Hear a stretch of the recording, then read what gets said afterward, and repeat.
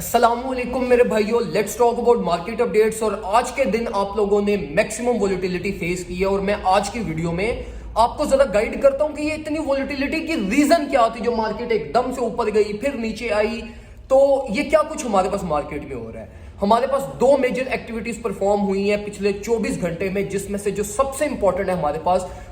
पास ये हुई है कि बिटकॉइन के ब्लॉकचेन के ऊपर कुछ एक ट्रांजैक्शन एरर प्रोड्यूस हुआ है, जिसकी वजह से हमारे पास ये जो आज की वोलेटिलिटी प्रोड्यूस हुई है ये बेसिकली उस इनवैलिड ट्रांजैक्शन की वजह से हुआ है जो कि ब्लॉकचेन के नेटवर्क पे प्रोड्यूस हुआ है। यूजुअली ये प्रीवियसली हिस्टोरिकली भी हम देखते हुए आए हैं कि मार्केट में इस तरह के एरर्स और कुछ ना कुछ कभी कभार ग्लिचेस प्रोड्यूस होते रहते हैं। अब का जो ग्लिच प्रोड्यूस हुआ है ये बिटमैक्स एक्सचेंज के ऊपर प्रोड्यूस हुआ है, और लास्ट टाइम भी जो प्रोड्यूस हुआ था वो भी बिटमैक्स की ही माइनिंग सिस्टम के ऊपर प्रोड्यूस हुआ था, जिसके अंदर उनके 12.5 बीटीसी का जो है ना वो लॉस हुआ था। और अभी भी एक्सपेक्टेडली हमारे पास ये इस तरह के रूमर्स हैं कि इसके अंदर भी ये जो आज के दिन भी जो बिटकॉइन का जो एरर प्रोड्यूस हुआ है, transaction error from A to B, इसमें लाइकली हमारे पास एक्सपेक्टेड यही है कि 15 to 20 बीटीसी का माइनर्स का लॉस हुआ है। तो जब तक ये रिपोर्ट्स क्लियर नहीं होती, मैं यही एक्सपेक्ट कर रहा हूं कि मार्केट साइडवेज पे रहेगी, और इस ही रीजन की वजह से आज के दिन में हमारे पास जो पॉजिटिव वोलेटिलिटी थी वो ऑल ऑफ सडन हमारे पास नेगेटिव फ्लिप कर गई।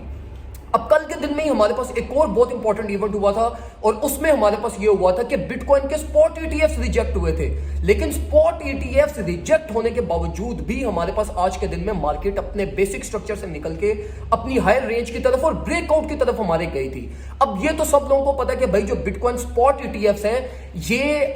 मतलब जो बुलिशनेस है ये कभी भी इस तरह की मेन स्ट्रीम जो फ्लो ऑफ मनी है ना, वो कभी भी इस तरह की सिचुएशन में जब सारे क्राइसिस ही फाइनेंशियल सिस्टम में चल रहे हैं और फोकस ही सारा फाइनेंशियल सिस्टम पे है, तो ऐसे सिचुएशंस पे बिटकॉइन ईटीएफ्स कभी भी अप्रूव नहीं हो सकते, क्योंकि बहुत सारे ऐसे इन्वेस्टर्स होते हैं जो अपने पैसे को डिस्क्लोज नहीं करना चाहते। तो वो आपको क्या लगता है कि बिटकॉइन ईटीएफ जिस टाइम पे सारे हर बंदे का, हर मीडिया का और सब लोगों का फोकस है मेन स्ट्रीम जो है ना वो हमारे पास इस टाइम पे फाइनेंशियल क्राइसिस चल रहे हैं, तो ऐसी सिचुएशन में तो अप्रूव होने ही नहीं थे, ये तो पहले ही एक्सपेक्टेड था। लेकिन यहां पे जो इंपॉर्टेंट चीज हुई है वो ये हुई है कि इवन दो हमारे पास ये जो बिटकॉइन ईटीएफ्स रिजेक्ट हो रहे हैं, जिसको एसईसी बार बार डिक्लाइन कर रही है, इसके बावजूद भी बैकएंड के ऊपर ब्लैक रॉक या हमारे पास ये